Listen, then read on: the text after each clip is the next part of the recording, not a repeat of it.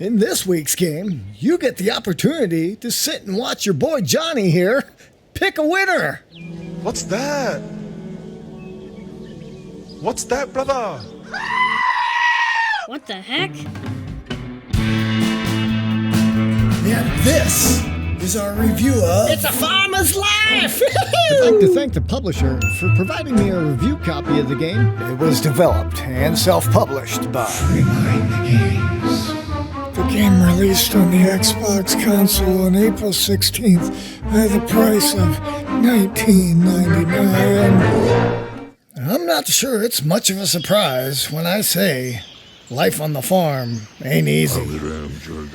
Take it from any true single-family farmstead, it's a grueling game of harvest versus expense, give and take. This week's title puts us in the boots of a post-war life of a veteran battling alcoholism, depression, and poverty on his parents' run-down old farm. It gives us a grim outlook and a rare chance to strive to rise from the bottom to the top.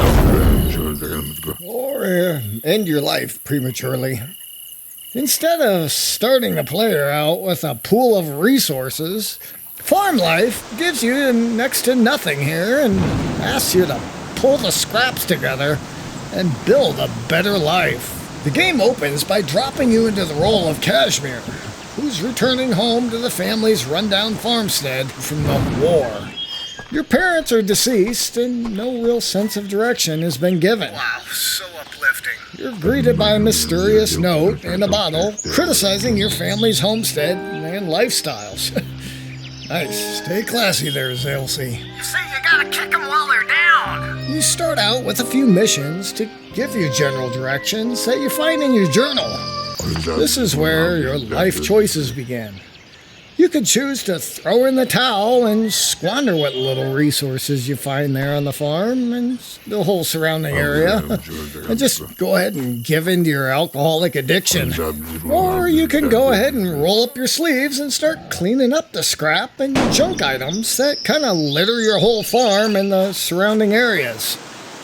In my gameplay, I chose to toggle on several little options here to slow the progression of time, to speed up my walking speed, and stop the hunger and thirst requirements to, kind of lower the overall difficulty level. You may want to consider this as well, depending on how much time you have to make sandwiches and drink from all the wells scattered throughout the map and suffer through a survival simulator. It really takes a different approach to the typical zombie apocalypse game and spins it up to be a bit more of a harsh reality in a farmer's life. By now, you could probably tell in my playthrough that the game has an overall lack of polish, as it operates much like an older PC game that was ported on over to consoles, which, is not always a bad thing. There is just a few mechanics that kind of still feel like it's looking for a mouse and keyboard input. The fog of war to hide the short draw distances and the stupid grumbles that are in place instead of voice actors really kind of give the game an aged feel. It doesn't really flow with most modern game design. Come on,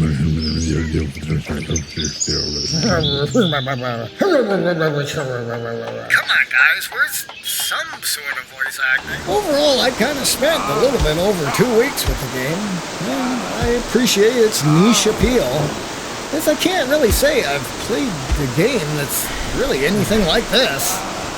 As you prepare for winter, fight hunger and constant alcoholic urges, all while you just try and squeeze out a profit on selling what you can there at the local market. Many elements of the repeated fetch quests, survival skills, and dialogue choices, and overall bartering system all seem very familiar, but I can truly say that it's never really been quite done like this before, or with such an Eastern European swang.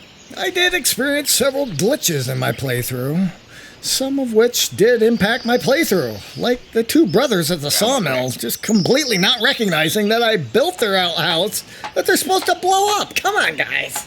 I will have to say, the game brought me back for several weeks, picking up sticks, brewing moonshine, and shooting them deer. the game kind of felt unfulfilled and incomplete. Kind of like a beta build here. Much of this can be overlooked, but, for $20, you really got to be a little bit more patient than what I was. In the end, it's an interesting title and looking at the bottom of the bucket of a farmer's life, but it's definitely not for everyone. The game brings up some very unique gameplay and really could kind of easily tie somebody up for months at a time playing this title, which helped its overall score as it left our farm with 4 beans out of 5. Yeah, well, that wraps up that review right there. Here's some notes I took. I put the keys to the truck. So, we make these new review videos every week, so if you're an indie developer or there's something you want to see... Do you guys like these short videos or you want them a little longer? Yeah, real long. Let us know your thoughts and recommendations in the comments down below. Be sure to visit again next week as we continue to take humorous stabs at some of the industry's new and upcoming titles. Moving houses. Stay safe out there. We'll see you next time on the farm.